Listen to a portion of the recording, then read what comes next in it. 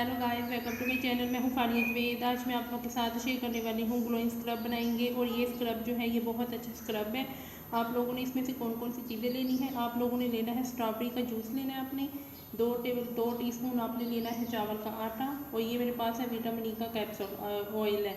आप लोग चाहे तो कैप्सूल भी ले सकते हो। और ये मेरे पास ग्लोइंग स्क्रब है। ये मेरे पास चावल का आटा है, इसमें मैं ऐड कर दूँगी स्ट्रॉबेरी का जूस। फिर उसके बाद आप लोगों ने